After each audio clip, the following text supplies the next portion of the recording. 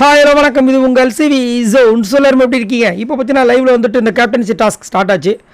அதில் வந்துட்டு விஷால்லாம் வின் பண்ணார். பட் இது ஸ்டார்ட் பண்ணதுக்கு முன்னாடி வந்துட்டு பிக் பாஸ் வந்து அந்த ரூல்ஸ் விஷயங்களை கொடுக்குறாரு. இந்த டாஸ்க் பார்த்தீங்கன்னா அதிகப்படியான ஆட்கள், அதாவது வெயிட்டு. இப்போ வந்து நம்மளுடைய ராணா வந்து அதிகப்படியான வெயிட்டை வச்சுருக்காரு. தீபக் ஒரு வெயிட்டில் இருப்பார், 60 இருப்பார், இது மாதிரி இருப்பாங்க இல்லையா?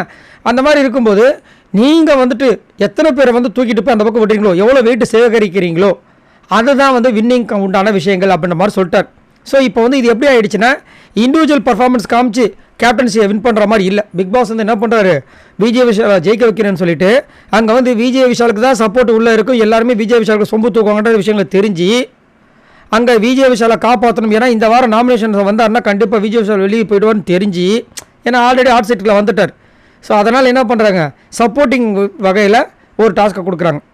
இப்போ இங்கே வந்து 3 பேர் நிற்கிறாங்க, முத்துக்குமரன், ஜாக்லின், விஷால். அப்போ வந்து நீங்கள் யாரை சப்போர்ட் பண்ணுவீங்க சொல்லுங்கள் அப்படின் போது எல்லாம் யோசிக்கிறாங்க. மஞ்சரி முத்துக்குமரனுக்குன்னு சொல்லிட்டு ஃபஸ்ட்டு ஸ்ட்ராங்காக சொல்லிட்டாங்க, போய் நிற்கிறாங்க. ஒருத்தர் வர மாட்டாங்க. முத்து பக்கம் ஜாக்லின் பக்கம் போயிட்டு சௌந்தர்யா நிற்கிறாங்க, விஷால் பக்கம் போய் அன்ஷிதா நிற்கிறாங்க. அதுக்கப்புறம் பவித்ரா ஜாக்லின் பக்கம் போகிறாங்க. அதுக்கப்புறம் ரஞ்சித் ஜாக்லின் பக்கம் போகிறாரு. அதுக்கப்புறம் வந்துட்டு ஜெஃப்ரி விஷால் பக்கம் போகிறாரு. அதுக்கப்புறம் தீபக் ஜாக்லின் பக்கம் போயிடுறாரு. ரயானும் ஜாக்லின் பக்கம், அருணும் வந்துட்டு லாஸ்ட்டாக விஷால் பக்கம். அதை வந்து யோசிக்கிறாம நட்டிக்கிறாங்க. எப்படியும் நம்மளுக்கு தெரிஞ்சு போச்சு முத்து பக்கம் யாரும் வரமாட்டாங்கன்னு. அதுக்கப்புறம் லாஸ்ட்டாக ராணா வந்து அங்கே போனார். இப்போ முத்துக்குமரனுக்கு 2 வெயிட் தான். இப்போ இந்த 2 வெயிட்டை வச்சு அவர் எப்படி வின் பண்ணுவார்?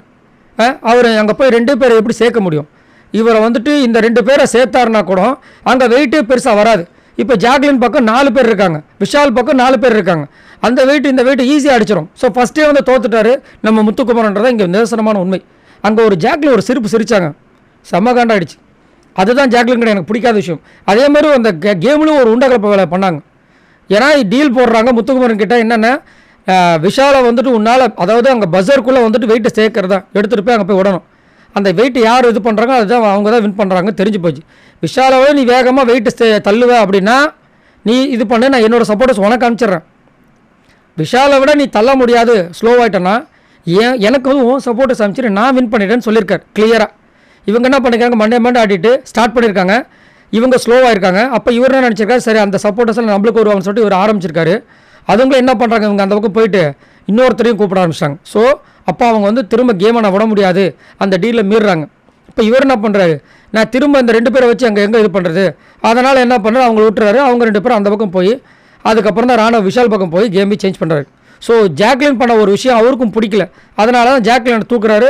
ராணா வந்து விஷாலை வந்து வின் பண்ண வைக்கிறார். பயங்கரமாக இருந்துச்சு. ஆனால் விஷாலுக்கு வந்துட்டு ராணுவ போனது பயங்கரமான ஒரு வெயிட். ஏன்னா ராணுவ வந்து 100 கிலோவோ 90 சில்லற கிலோவோ. ஆனால் சரியான ஆப்பு தான், ஜாக்லினுக்கு தேவை தான். இந்த மாதிரி வந்துட்டு பண்ணக்கூடாது. இதை வந்து பிக் பாஸ் இந்த மாதிரி பண்ணியிருப்பான்னு நான் நினச்சி கூட பார்க்கல. ரொம்ப ஒஸ்ட்டாக இருந்துச்சு. ஸோ இதுலேருந்து தெரியுது, அதாவது முத்துக்குமரனுக்கு டைட்டில் கொடுக்கக்கூடாது அப்படின்றத அவங்க நல்ல முனைப்போடு இருக்காங்க போல இருக்குது.